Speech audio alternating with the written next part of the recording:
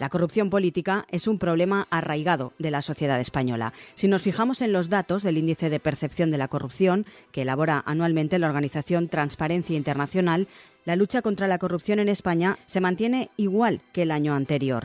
Hoy nos preguntamos si el corrupto nace o se hace y qué factores intervienen en que una persona se corrompa. ¿Está la tentación arraigada en nuestro cerebro o es el entorno el que nos tienta? Hoy en Plaza al Día, así nace la corrupción, retrato robot de un corrupto.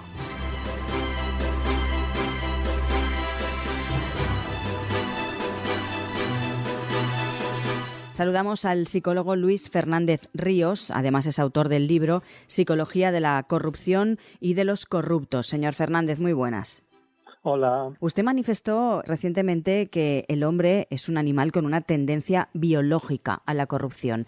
¿Es, por tanto, una patología o no? Sí, la corrupción es una patología.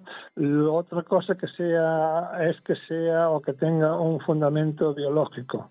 Sí, hay algunos datos con la tendencia que hay hoy en día en psicología hacia la neurociencia y hacia la biologización de los procesos psicológicos, hacer énfasis en los aspectos genéticos, pero todo hace indicar que, por lo que conocemos, que no existen unos fundamentos biológicos de la corrupción. O sea, no hay una predisposición genética a ser corrupto, entonces.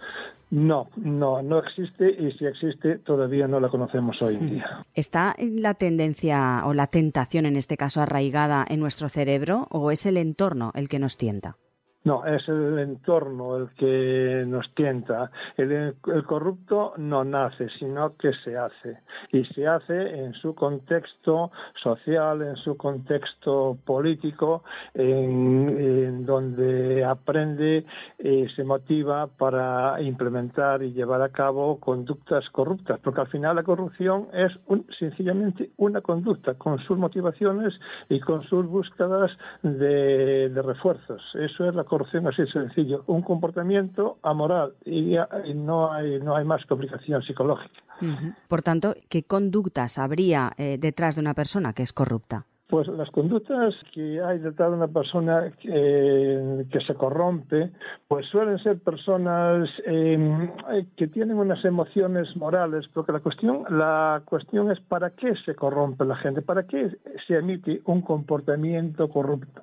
Entonces, un papel importante es el tema de las emociones. Las emociones, lo que se conoce con el nombre de emociones morales, que esta gente suele estar muy baja o las suelen tener ausentes. Por ejemplo, suelen tener bajo sentimiento de culpa, no suelen tener vergüenza, suelen aparentar un sentimiento de indignación y repugnancia ficticio, y entonces si tienen por otro lado, muy baja percepción de compasión, de empatía hacia los demás, etcétera. Es decir, el corrupto se justifica un poco, resta importancia a sus actos, no le da el valor que quizás el resto de la sociedad le da, ¿no? No, el corrupto, efectivamente, el corrupto no le da valor y piensa que la corrupción no tiene las consecuencias negativas que tienen para las demás personas. Los corruptos suelen ser personas extrovertidas, es decir, sociables, agradables, pero siempre mentirosas, tienen una actitud positiva silenciosa hacia la corrupción, los comportamientos irresponsables, suelen ser manipuladoras, impulsivas, frías, es decir, lo que en psicología de la personalidad se conoce como un rasgo de psicoticismo. ¿Y la hipocresía también puede ser un rasgo más o más habitual sí. también en quienes obran a sabiendas de la ilegalidad? No, la hipocresía es esencial. La hipocresía es la doble moral, es el regirse por motivaciones extrínsecas, es decir, por dinero, por poder, por bienes materiales. Suelen ser personas que tienen en principio un nivel bajo de satisfacción vital, y el corromperse desfavorece su autoestima. Suelen defender valores materialistas y la meritocracia, que es decir, son personas que su yo está en lo que poseen y no en lo que son. Por encima de los demás, claro.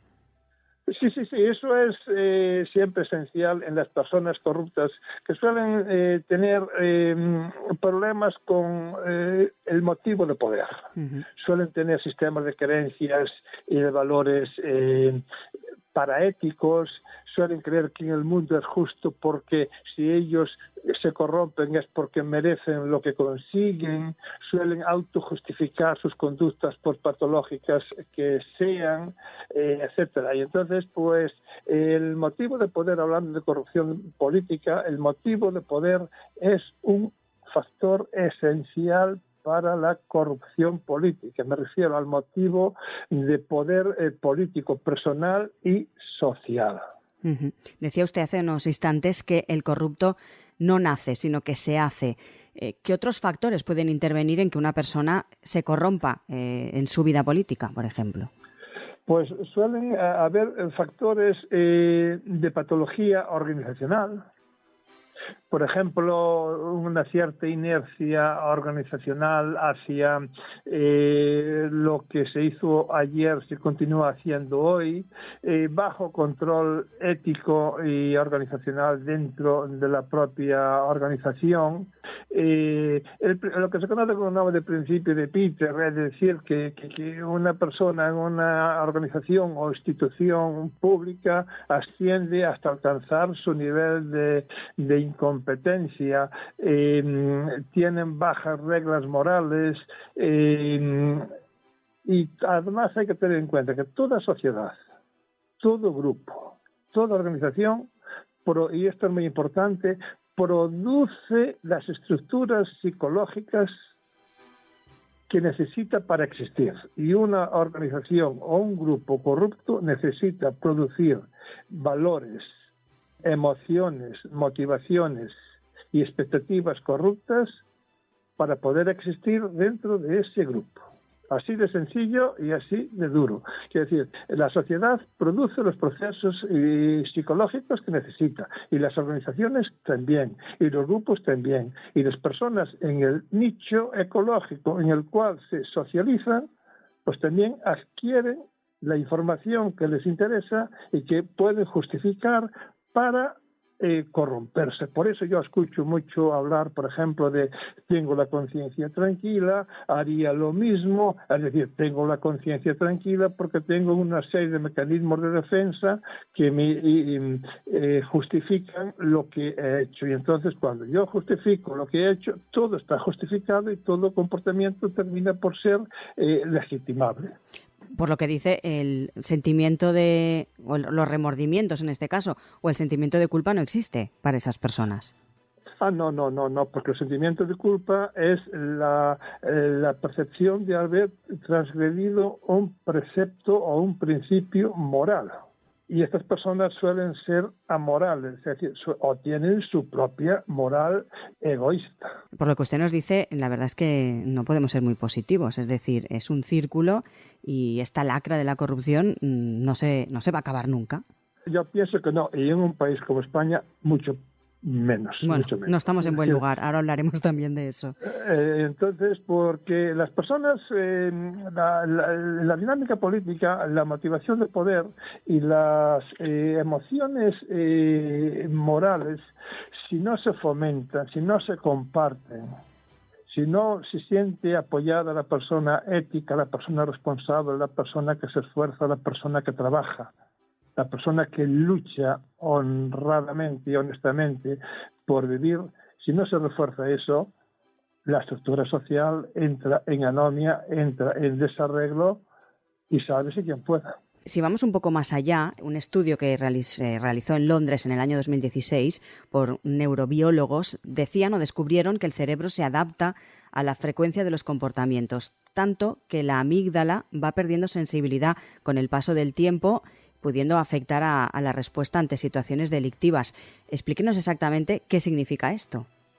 Pues esto significa sencillamente que la corrupción es un aprendizaje aprendido. Significa sencillamente, como la amígdala regular el sistema emocional de las personas, de los individuos, significa que la corrupción genera un desenganche moral, un desapego, una justificación de lo que el individuo hace, que no percibe ni sentimiento de culpa, ni remordimiento, ni siente empatía, ni tiene compasión alguna de los demás, sino que es solamente él lo que le preocupa a él o la organización o el grupo corrupto. Con tal de conseguir ellos sus objetivos, todo lo demás está justificado. Decía hace unos instantes que España no está en buen lugar. Si atendemos a datos recientes, la lucha contra la corrupción en España se estancó durante 2023 y el índice de percepción de la corrupción que elabora anualmente la organización Transparencia Internacional desde el año 1995 alertaba precisamente de que España se mantiene igual que el año anterior en una puntuación bastante mala, podemos decirlo, regular, vuelve a situarse igual que en 2022, como decimos, en 60 puntos, en una escala de 100. Pero si atendemos a ir detallando más, España se sitúa en el puesto 14 de los 27 Estados miembros de la Unión Europea, por debajo de Portugal y por encima de Italia. Como decimos, no nos sitúa en buen lugar y la tendencia no va a mejor. Sí, exactamente. Es decir, el buen trabajo o muy buen trabajo que realiza Transparencia Internacional, pues yo pienso que está justificado. Y entonces la situación en la cual se encuentran y colocan a España. Es que no hace falta también que lo diga Transparencia Internacional, es que lo vemos todos. Es que este país es un desbarajuste. El sentimiento de anomia, de desarreglo, de desregulación social, de sálvese quien pueda, de justificar todo, justificar lo injustificable en función del motivo de poder. El motivo de poder que tienen las personas que se implican en política, puede ser un aspecto muy positivo o puede ser un aspecto demoledor. Y pienso que en España hoy en día en muchos casos es un motivo de corrupción, porque lleva a las personas a participar en actividades grupales ilícitas, en acoplar las leyes a los intereses de cada uno, en luchar por el estatus independientemente de los medios utilizados, en elegir asesores de dudosa ética, en ser tolerante al riesgo de corromperse, en experimentar menos culpa, en actuar por interés propio, en la necesidad de reconocimiento público objetivo y meritocrático, independientemente de toda ética, moral y responsabilidad y rendición de cuentas ante la gente. Pero, señor Fernández, por lo que estamos hablando, no aprendemos. O sea, hemos dicho al inicio que usted es psicólogo y además escribió el libro Psicología de la corrupción y de los corruptos. No aprendemos los españoles de nuestros propios errores, en el sentido de que hemos hablado de muchísimos casos de corrupción en España, ya sea de un partido, de otro, etcétera. No aprendemos de esos errores, seguimos cometiéndolos igual. A ver, pues efectivamente, no aprendemos de los errores, mejor dicho, no aprendemos los ciudadanos. Correcto.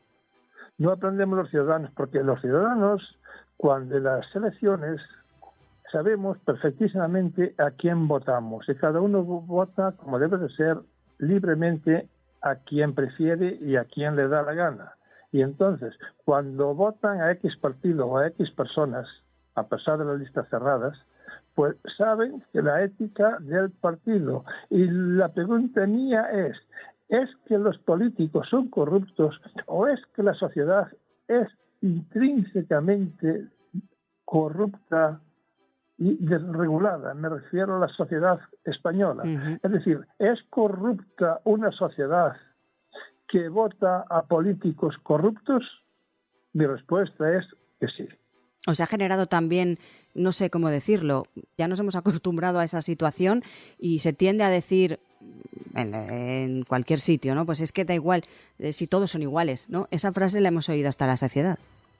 Sí, la hemos oído, yo también la he dicho, y no es en sí misma, no es verdad pero yo entiendo que los ciudadanos lo digan, le digan más. Claro. Yo lo entiendo perfectamente, porque es uno, es otro. El que no es por un partido es otro partido. El que no es por A es por B. Y yo pienso que una de las características de la política es precisamente española hoy en día, es precisamente la mentira. No se puede mentir tanto. Se puede justificar el cambio de opinión, de perspectivas, de expectativas, pero no podemos vivir en una mentira continua. Y cuando un sistema político resuma mentira por todos los lados, es que la sociedad está llena de mentirosos. Y entonces llegamos a la conclusión de que tal vez en el poder o en los aledaños del poder hay demasiada persona, demasiado político, con lo que en psicología de la personalidad se conoce como la tríada oscura de la personalidad, es decir, que son personas que tienen un narcisismo, una psicopatía y un maquiavelismo, es decir, personas que buscan grandiosidad, superioridad, que son irresponsables, que buscan el éxito, que creen en la buena suerte porque se la merecen. Y eso es que lo que dice a veces muchos corruptos. Dicen, bueno, es que yo me lo merezco, yo me he esforzado. Y entonces, pues, en una sociedad así es muy difícil, pues, buscar reguladores éticos que autocontrolen a los individuos en principios morales y de honestidad y de humildad y de empatía. Eso le iba a decir, ¿de qué manera se podría acabar con la corrupción en España? ¿Habría, no sé, alguna manera de conseguirlo? ¿Algún aprendizaje tendríamos que tener de todo lo que hemos hecho mal? Sinceramente, hoy en día no lo veo.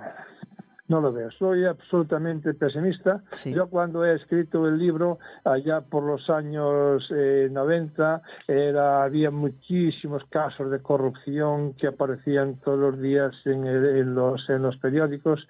No hemos aprendido absolutamente nada. Se vuelven a repetir y se volverán a repetir, porque yo estoy convencido de que hoy en día la dinámica, la estructura política en España está intrínsecamente enfermiza, es patológica. Las elecciones son legales y son justas, pero el sistema electoral representativo es absolutamente injusto. Una de las formas, por ejemplo, para reducir los casos de corrupción sería cambiar la legislación y a la elección directa de alcaldes y presidentes del gobierno. Me refiero a la doble vuelta, para que sea más fácil gobernar, para que no haya falta hacer tanto cambalache, tanto tejemaneje, tanto encaje de bolillos para conseguir una mayoría. Yo hoy por hoy, lo digo abiertamente, soy absolutamente negativo o bastante pesimista acerca de la mejora de los estándares políticos y éticos de la gobernabilidad de este país. Ojalá me equivoque, pero por lo menos que no se me saque el derecho a ser algo pesimista, porque tal vez lo mejor que fuera la situación y lo recomendable sería no pensar demasiado y no darle más vueltas y tirar para adelante. Pero es que si se piensa un poquito, la situación que tenemos en España es una vergüenza. Así dicho claramente, una simple vergüenza en donde la desorganización, el sistema de anomia social, la falta de estructuración social, la expectativa de futuro de sálvese quien pueda, para mí son la vida cotidiana de millones de ciudadanos. Luis Fernández Ríos, como hemos dicho, psicólogo y autor del libro Psicología de la corrupción y de los corruptos. Muchísimas gracias. Gracias a vosotros.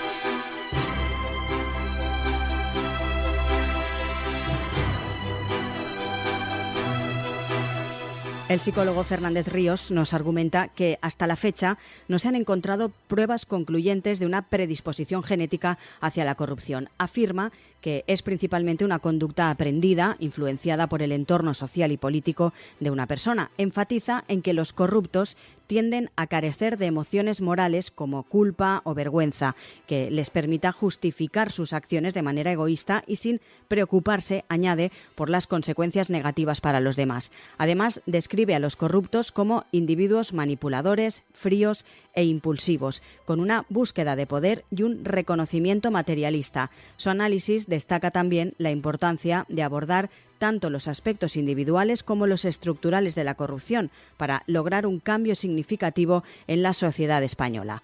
Recuerden que en plazapodcast.es pueden escuchar Plaza al Día y también a través de sus redes sociales en Instagram, X, Facebook, TikTok, LinkedIn y por supuesto también en YouTube. También pueden encontrar Plaza al Día en todas las cabeceras de Ediciones Plaza y en las principales plataformas de podcast a las que pueden suscribirse y enviarnos sus comentarios. Además, les recordamos que en plazaldía.es tienen a su disposición todos nuestros contenidos a los que fácilmente se pueden suscribir.